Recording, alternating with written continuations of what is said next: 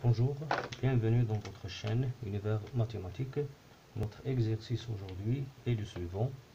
Comment calculer la limite en plus l'infini de la fonction rationnelle x à la puissance 6 plus x à la puissance 4 moins 2 sur x à la puissance 3 plus x. Donc pour calculer des limites en plus ou moins l'infini des fonctions rationnelles, un petit rappel ici. Premièrement, on sait que pour calculer des limites des fonctions rationnelles, on utilise les limites des polynômes. Donc la limite quand x tend vers plus l'infini de x à la puissance n, il est toujours plus l'infini. Et la limite quand x tend vers moins l'infini de x à la puissance n, ça va donner plus l'infini si n est pair. Et la limite quand x tend vers moins l'infini de x à la puissance n est égal à moins l'infini si n est impair, avec n ici un entier positif. Bien, donc pour calculer cette limite, quand x tend vers plus l'infini de x à la puissance 6 plus x4 moins 2 sur x3 plus x, premièrement, je vais le calculer directement, c'est-à-dire quand x tend vers plus l'infini. Je vais étudier la limite du polynôme en haut et la limite du polynôme en bas. Quand x tend vers plus l'infini, le x6, ça va tendre vers plus l'infini. Le x4 aussi, ça va tendre vers plus l'infini. Quand on somme les deux termes, ça va tendre vers plus l'infini, avec le moins 2 qui va rien changer, ça va tendre vers plus l'infini. Donc le numérateur tend vers plus l'infini. De même, quand x tend vers plus l'infini, le x3 ici, ça va tendre vers plus l'infini. Et le x tend vers l'infini, donc x3 plus x, ça va tendre vers plus l'infini. De même, en bas, le polynôme en bas, au dénominateur, il va tendre vers plus l'infini. Ici, je vais trouver plus l'infini sur plus l'infini, qui est une forme indéterminée. C'est-à-dire on ne peut rien écrire maintenant, on ne peut rien dire. On va faire un changement de cette fonction rationnelle. Donc pour calculer maintenant la limite, il y a la première façon. Donc comme vous voyez, j'ai utilisé les limites d'une façon directe, c'est-à-dire je vais changer le x par plus l'infini, je vais trouver ici 1 plus 1 l'infini, ici l'infini, et l'infini sur l'infini, c'est une forme indéterminée. Pour cela, je vais faire maintenant deux méthodes. La première méthode, c'est je peux factoriser ici, quand x tend vers plus l'infini, je peux factoriser ici par x3 en bas, x3 ou bien x6 en haut. C'est-à-dire que je vais factoriser le polynôme en haut par la plus grande puissance et le polynôme en bas avec la plus grande puissance. Ici, ça va donner 1, bien, pour bien expliquer, x6 sur x6, x4 sur x6, 2 sur x6.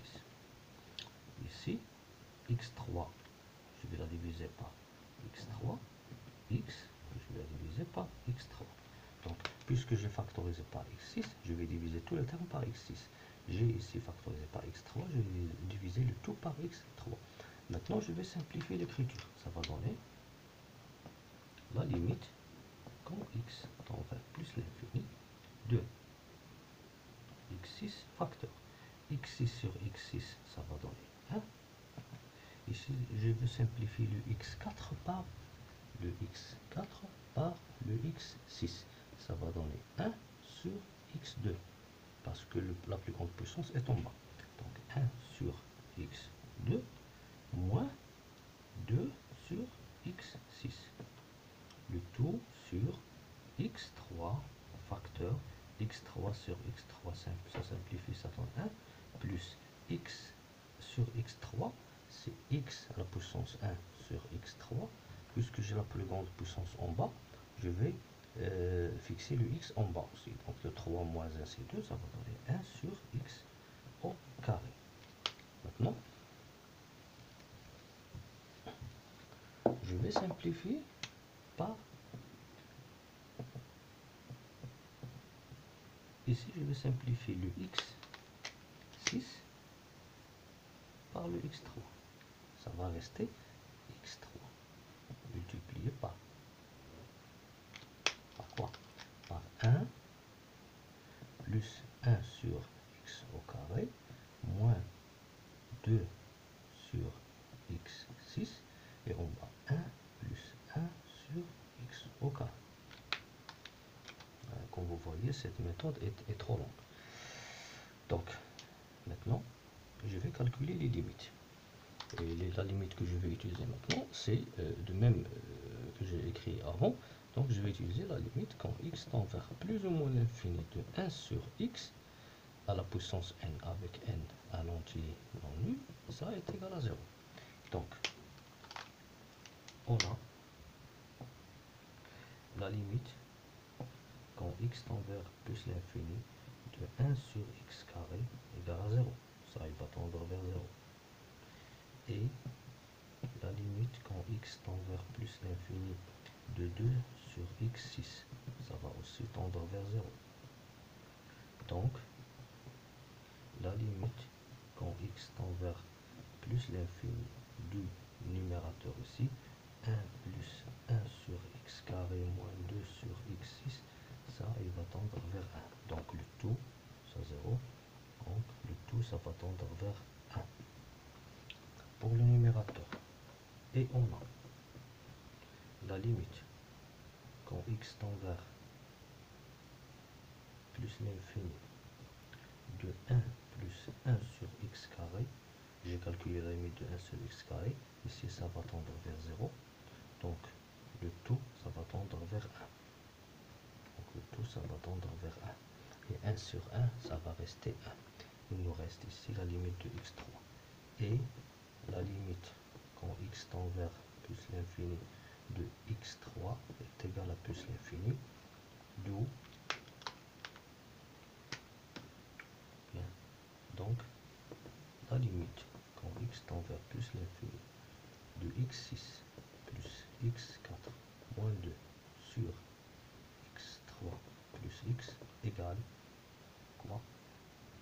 Après changement de l'expression de cette fonction rationnelle, on a trouvé x3 facteur de 1 plus 1 sur x carré moins 2 sur x6 sur 1 plus 1 sur x carré.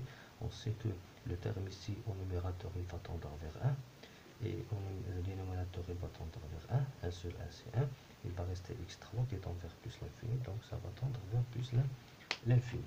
Donc ça on appelle, c'est la méthode de factorisation, c'est-à-dire on va calculer la limite en plus ou moins l'infini des fonctions rationnelles en utilisant une factorisation. Maintenant je vais utiliser une autre méthode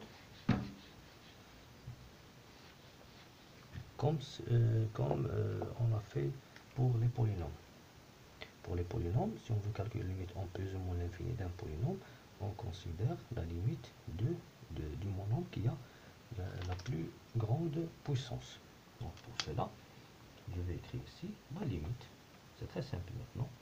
C'est cette méthode qu'on va utiliser couramment. Donc la limite quand x tend vers plus l'infini de x6 plus x4 moins 2 sur x3 plus x, je vais utiliser ici la plus grande puissance, c'est x6.